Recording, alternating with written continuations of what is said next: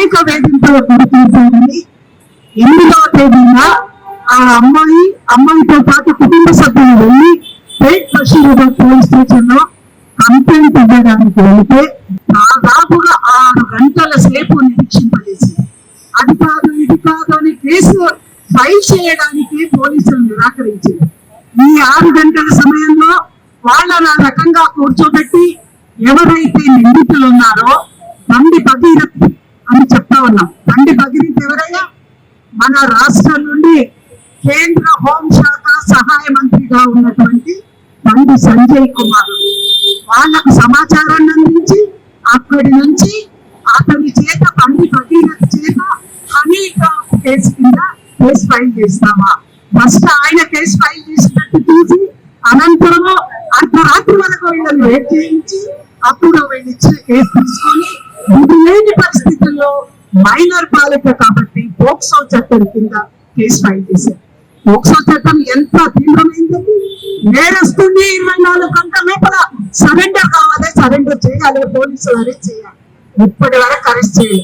10వ తారీఖు మన దేశ ప్రధానమంత్రి మోదీ హైదరాబాద్ కు పర్యటన వస్తున్న సందర్భంగా అప్పటి వరకు ఆపి ఆ మంత్రి కూడా బండి సంజయ్ ఎవరైతే బండి భగీరథ్ తండ్రి అయినటువంటి బండి సంజయ్ ని తన పక్కనే సీట్లో కూర్చోబెట్టుకుంది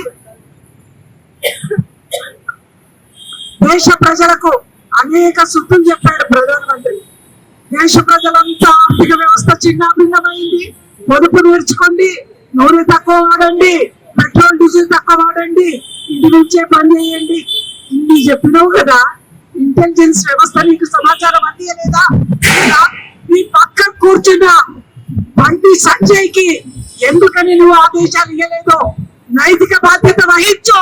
నువ్వు ఈ రోజు దేశానికి కేంద్ర హోం సహాయ మంత్రిగా ఉన్నావు. కొడుకు చేసే చేష్టలకు, కొడుకు చేసే వికృతమైన క్రీడలకు నీది బాధ్యత ఎందుకు చెప్పలేదు అని మేము ప్రశ్నిస్తా ఉన్నాం. ఈ రోజు దేశ ఆర్థిక వ్యవస్థ చిన్నభిన్నమైంది అంటున్నావు. దానికి కారణం ఎవరు?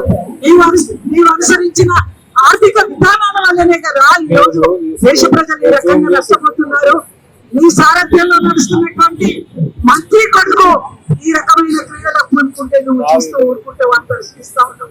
ఈ రోజు అనేకమైన చర్చలు ఈ రోజు ముందుకు తెస్తా ఉన్నారు.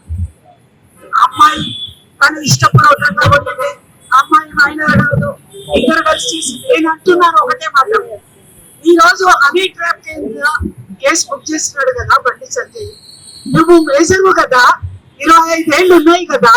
నీవు 25 ఏళ్ళు ఉన్న వ్యక్తిని ఒక మైనర్ బాలికతో ఏ రకంగా కలిసి ఉండడానికి, లైంగికంగా ఆమెను వాడుకోవడానికి ఏమి అర్హత ఉంది? ఖచ్చితంగా నువ్వు దాన్ని అవాయిడ్ చేయాలి కదా. ఒక మైనర్ బాలికతో లైంగిక సంబంధాలు పెట్టుకోవడం, వేధించడం పోక్సో చట్టం కింద అత్యంత నేరపూరితమైన అంశం. మరి ఇది నువ్వు చేసింది తప్పనేది నువ్వు ఫైల్ చేసిన కేసులో అనేక ఆధారాలతో సహా కనిపిస్తుంది కదా. ఇంకా అరెస్ట్ చేయడానికి ఏంటి? రాష్ట్ర వ్యాప్తంగా 3 రోజుల నుంచి రాష్ట్రం మొత్తం గగ్గోలు పెడుతుంది.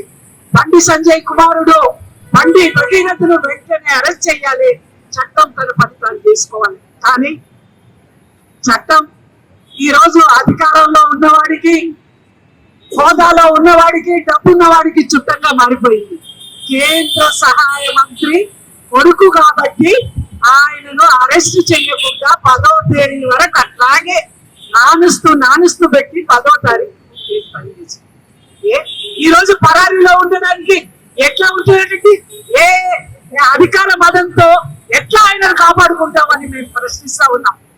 ఏ రకమైన అతనికి అండదండలు ఉన్నాయి అని మేము ప్రశ్నిస్తా ఉన్నాం. నా కొడుకు తప్పు చేయలేదు, నా కొడుకు నేను టైం ఇవ్వలేదు, ఇట్లాంటి మాటలు నాకు చెప్పాల్సింది. ఈ రోజు నీ కొడుకు ప్రవర్తన, నీ కొడుకు వికృత చేష్టలు గతం నుంచి ఏ రకంగా ఉన్నాయో, ఏ రకంగా సాడిస్ట్ గా బిహేవ్ చేశాడో అనేక రకాలైన ఉదంతాలు ఉన్నాయి. వాటన్నింటినీ చేసినప్పుడు నువ్వు ఆ రోజు పిల్లలు చేసినావు, పిల్లలు కొట్లాడుకుంటారని సమర్థించావు కదా. ఈ రోజు కూడా ఇంత పెద్ద ఘటనలో ఒక మైనర్ బాలిక పైన అఘాయిత్యం జరిగితే హోంమంత్రిగా వెంటనే స్పందించాల్సిన నువ్వు కొడుకును వెంకేసుకొస్తున్నావు. నువ్వేమో మంత్రిని ఖచ్చితంగా రిజైన్ చేయి. నీ కొడుకును ఎక్కడున్నా తీసుకొచ్చి సరెండర్ చేయని చెప్పి ప్రశ్నిస్తా ఉన్నాం. ఈరోజు రాష్ట్ర ప్రభుత్వం మీద కూడా అనేక చర్చలు బయట రాష్ట్ర వ్యాప్తంగా తలెత్తుతున్నాయి. రాష్ట్ర ప్రభుత్వం కూడా ఈ రోజు నిందితుడికి సహకరిస్తుంది, బాధితురాలి పక్షాన లేదు అని పెద్ద ఎత్తున వస్తా ఉన్నాయి. ఈ రోజు సిట్ అనేది వేసినావు, దానివల్ల ఒరిగిందేంటి? అనేక సందర్భాల్లో సిట్ వేసావు, ప్రత్యేక అధికారులను నియమించావు, కానీ వాళ్ళు ఇచ్చిన రిపోర్ట్లు ఏంటి, తీసుకునే చర్యలేంటి?